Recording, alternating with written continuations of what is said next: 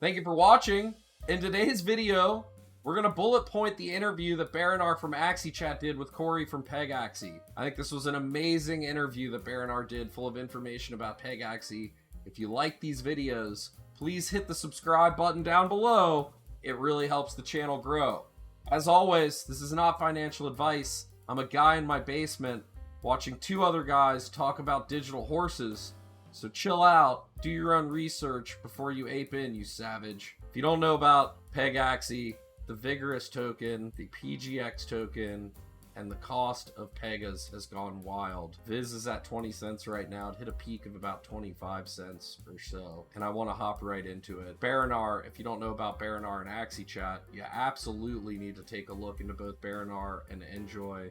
They're great hosts at AxiChat, and the AxiChat community is full of amazing people. Let's get right into it. Pegaxy, key build decisions were for when they built the game. Rental accounts were important, racing like Zedrun was important as a minimal viable product, and breeding like Axie. They saw the community wanted asset rentals, and they built a rental escrow system that was truly beautiful. It's easy to rent your Pegas, it's easy to earn, you don't have to talk with individuals. I use it all the time, and I really wish Axie Infinity would put in a rental marketplace into their marketplace. Their marketplace works really well. It's a key part of what we love about Pegaxy. Corey says the Zedrun racing was just a beta, and they're working to bring in more skilled gameplay. 3D racing is coming very soon, and it's almost fully launched already. I love how their rollout process works. They give access to founding Pega holders first, then roll it down the line all the way to the Pacer holders. We're almost there. I think Pacer is the last one to get rolled out for 3D racing. It's a nice soft launch, and it gives utility to the founding holders and rare asset holders. Next, Corey leaks mobile app might drop by the end of February. The important part here is the app acts as a wallet with keys, and you rent, breed, and do everything from the wallet. I'd love to know more about the security of this app and how it works. Is this as safe as MetaMask? Are there any differences? He also explains they don't know if this app will be allowed in the Apple or Google App Store. These app stores are not really cool with crypto, so I do see this will be a challenge going forward, and it's not something to just brush off lightly. This is going to be a very high goal that might not be achievable. Let's first hop into it right here and see what he says about the mobile app drop. By the end of February, the closed beta for mobile, which is an app, cool. And then we need to optimize, then we add on skill controlled shit. Yeah. Skill controlled shit. I love how Corey cusses. Fuck yeah, brother, let's get it. I fucking love you, man. I love you, dog. I love you. I fucking love you, man. Get it. So there you have it. By the end of February, you'll see that. And here we have Corey talking about the app and the risks of creating the app, trying to get it on the app marketplace. Look at it, like, you know how the app stores want to take money, obviously royalties and stuff like that, but then they've also deployed MetaMask, which you can purchase crypto items, which they don't take these for. So I don't know how this is going to, I think this is just part of it. Yeah. I don't know how we're going to, or if we can even get deployed.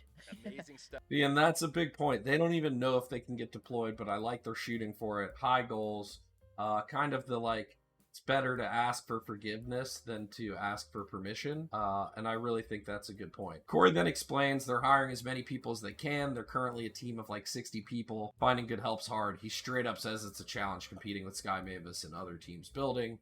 2 points to Axie there and the Sky Mavis team. I do really like the Axie team. I consider Ziori a friend at this time, and I do think they have a great team at Sky Mavis, that's for sure. Baronar brings up that he'd like to see a rent all feature. I think we all feel the same, but I love Corey's response as to why they slow us down. Listen in. And I don't really see a problem with that, right? I think that would be a useful integration. Yep, I agree with you.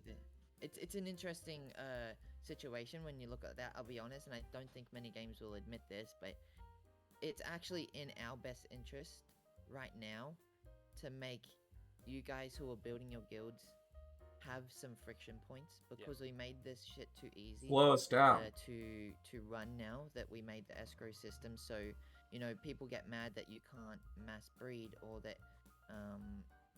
you know, you need to click, you know, rent it out in between a couple of days and then bring it back, and there's so many clicks in between and you need to breed it, blah, blah, blah. They want us to be able to do it all at once, but no. if we made it super easy for you. That friction is what slows down the population growth and extends the life of the game, and that's very important. Next, we bring up what you see here on the screen is the Valentine's breeding event. This is an interesting to hear Corey's response. They're expecting to burn more Viz than in the supply. Oh my god! Wow! Well, I'll, I guess, spoil it here a little bit. If anything, the breeding costs would go up. Yeah. So, yeah, that's Breeding definitely not costs will going go down, up. That shit. Right. So That shit? yeah, when it's only one of them. I think most people know what it is. Yeah. But yeah, we just wanted to put it up there for, I guess, quizzing some of the people who weren't even aware that it was happening. But yeah, I mean, the Valentine's Day event is coming up on, I don't know the exact date. It's going to be before Valentine's Day. Oh, cool. And this would mean it's pretty scary for a lot of you guys because the major claim happens on the 13th. This is very important. It may be before that. So I would be careful, very, very careful of volatility with VIS, because what we're aiming for a burn amount is near or even more than the actual circulating supply of VIS. No, they've already stated, he's stating here that they're going to do the breeding event before the major Viz claim. So they already know when everybody gets their Viz paycheck, they're going to do this breeding event before the Viz claim. So there's going to be a shocked supply of Viz, and he's telling everybody to be careful. There's going to be volatility coming up in the next couple weeks, and that's very, very important. Then we get into discussing throttling and cooldown. Oz is taking over the population, so there's more at risk for changes, and they're actively looking to throttle the Pega growth, with what I think is a good thing. And then, yeah, the throttling, it comes down to cooldowns. One that we have been exploring. I guess this is probably the first time I'm saying it publicly, but I already mentioned publicly that we would swap the racing cooldowns, but we're considering introducing an adult cooldown after breeding, which would be, it can't race for 4 days after it breeds. And what this does is not actually take directly money out of people's pockets, and it doesn't affect the rate at which they can breed or anything like that. What it does is extend the amount of time that it takes to earn X amount of VIS. In theory, should extend how quickly people can breed, and that's the goal here. And we will likely test it. We do need to do a bit of modeling there. That's really interesting to me. Like adding a rental pause time and like an adult pause time and renting between breeding might slow down everybody's earning of Viz that they have and what's happening, and it's going to cause you to have to hold Pega specifically for renting. And I think that's very, very important going forward, and a note that every guild owner needs to make about what type of Pegas consist in their portfolio, whether that be Pegas for breeding and profits, or now if they need Pegas to hold specifically for rentals to earn Viz. Baronar then explains about Axie being reactive, and Corey agrees and makes a good point. They need to be proactive and make changes before issues arise. Axie is, obviously we had inspiration from Axie, and our only real data is Axie. Yeah. And when things go wrong, totally it means to avoid that. But even with what they did in general, I think it's for the benefit of the entire industry that's coming from, following our path. If we do the opposite, so for example, when things are at the top or near the top, we introduce shit, because Axie did it at the bottom, and was kind of reactive. We want to kind of be predictive and see the outcome. It might still be the same outcome, you know what I mean? Find out. But yeah, like we don't know. So then people with our data and Axie's data are able to make a better informed decision in the future, and I think that's better for everyone, instead of us just... That makes a lot of sense. I mean, they're just trying to switch it up. They see what Axie did. They're standing on the shoulders of giants. They want to change it up. Corey then talks about Viz, and to not get trapped looking at the mint to burn ratio. The mint is compounded where the burn is not, and it'll be an issue in the future. This chart is dangerous, because people... Well, it gives me a lot of confidence. For sure, it definitely gives short-term confidence, but long-term, people always have to look at that blue, because that blue actually compounds, whereas the red does not. So important. The second the red starts Red to requires not growth. keep up, Right. Yep, correct. And blue doesn't give a shit about anything. It just keeps going. Keeps coming. Yep. Yeah. So, I mean, it looks great for now, but It the looked great at reality the is first of the doesn't take Axie much. rise too. And I know you guys look at that data too. So yeah, So I love how he's honest there. He's just completely honest. Like, yeah, this looks great right now, but in the future, this is going to get fucked up unless we do something. And that's being completely honest. Baronar then shows the global chart for rentals. And shows that most Pegas are rented for between 5 and 20%. We all agree this is a much needed change from Axie, and renting assets out to no risk renters for over 50% of the earnings is not sustainable. Corey then brings up a diagram that explains their circular economy and how they plan to cause viz burning from both renters and asset owners to expand the life of the game. And he posed this idea that was, Axie gives out 70%, like you mentioned, and the reality is that the Axie framework, unfortunately, doesn't allow them to do anything except sell that SLP.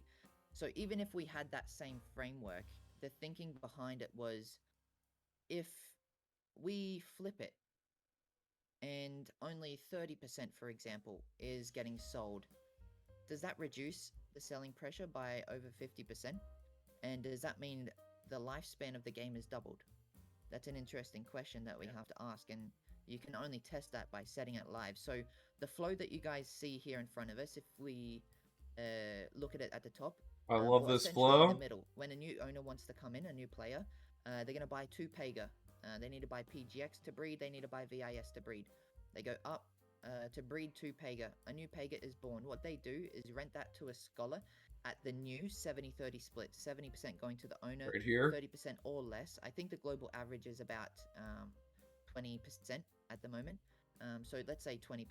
20% goes to the scholar. The Pega wins. Actually, we'll just do 30% because I wrote it on there and I don't want to confuse people. So 30% goes to the scholar. The Pega wins the race and earns 100 viz. The scholar earns 30% of that, which is 30 viz. Traditionally, what would happen is that 30%, the 30 viz, Just get would go cashed straight out to the marketplace to sell. 30% is getting sold straight away. However, we want to introduce the concept to where it goes around the right-hand side, where essentially we introduce things where that viz can go. Into events like we're holding with the Valentine's things where they can participate with that viz, where it goes into the rent to breed system, so that's 100%. Burnt skins as well, the gacha systems, entry fees to the racing, and a lot more stuff. Let's say that even reduces their holdings by just 50%. That means only 15% is getting sold on the marketplace. Does that again double the lifespan of the game? And then the question is here, okay, we're giving 70% to the owners. Well, they're just going to effing take profit themselves. So then we flip the switch over to the He's left so side, honest. I love it. where we introduce more burning mechanisms, which is the stadiums. The stadiums are going to cost Pega. We need to take a step back and look at the situation. There's actually 2 games in Pega. So, this is so key here. This is so key here. Not only are they talking about how to get scholars to burn their viz before they cash it out, at least burn some of it, and the game that you enjoy. And then number 2, he understands that there are multiple levels to the game here, and that us as owners are also playing a game, and they need to provide things like purchasing purchasing stadiums, and prestige, and skins, and other stuff that causes us to also spend viz. And not only that, it's important to note, actually, that he states he knows that us owners don't want to hold viz, and we need to spend Pegas. They need to rip Pegas out of our hands because we understand assets and how assets cash flow, and they need to stop that cash flow to keep the economy in line. Pegaxy, you've got the visual game, which is the horse racing and all that shit. On the left-hand side, you've actually got the owner, the manager, the building, the strategy game. This is for them. So their currency is actually Pega because they don't want to hold viz. That's the reality. They don't want to hold viz because they know what happened to SLP. They want as many Pega as they possibly can. So we give them a direction or the ability to spend Pega, which is the killing Pega, which is the stadiums. One thing generally needs to lead into the other. You're not going to do it voluntarily. The prestige system as well, which in theory, if everyone goes for prestige, once we get to 1 million and people want a prestige, we would go straight back down to 500,000 because it fuses 2 into 1. That's a killing system, but also provides benefits. The gacha systems, which is obviously skins and stuff like that, vertical progression, taxes, small taxes within the system that get burnt and don't go to a treasury, I think is really important for movements. Obviously, events like you guys are seeing right now, entry fee racing again, food, which changes your color, changes your name, and a lot more things. So, I mean, that's so key that they're thinking about this. How do they control the population of Pega? That's the big issue with Axie right now, is Axies are ever expansive, and there's no way to control the population. They're already thinking this through before it's a problem. Next, Corey expands on why economics and why earnings matter. I really love this point he makes. It's not just about a game. These are investments people are making here to earn money. This is my exact issue with Axie Infinity right now. I am an investor in Axie Infinity and a game player, and I have no clarity on how I'm supposed to earn money and why I should keep investing. I'll be honest, Yeah. I have a different, I guess, vision. End goal. Good. Not Here, everybody should have my view. yeah, I totally get the fun side, but the reality is, people with the money came here for money, and they want to play with their money. That's actually what they want to do. You know, of course, Absolutely. they can go and play for fun, but whoever creates the best meta game for people who have 100 grand is gonna win, and that's just the reality here. So we need to build simultaneous games for people who, which is the horse racing or whatever that eventually turns into. We need to build a lot of shit for them. That requires like a traditional gaming studio, of course, but then you really need to build something that is scalable for people with large money. Yeah. And So I is guess competitive. my view on that one was it becomes almost a partnership between people who want to play that game with money and a development team. And in the end run, though, still is that people want to engage for fun on a. There have to be people that want to play for fun, but it also has to be economically viable and sustainable if you want a full economy for those that are investing to get an ROI. And that's the bottom line of all of this. It's an absolutely fucking fire quote. It's fucking true. I'm here to play the meta game and make some money. If you guys like this interview, that was pretty much the end of it right there. If you guys like the video, please hit the subscribe button down below. And we'll put the link to the full interview down below to Baronar's channel. Thank you so much for watching.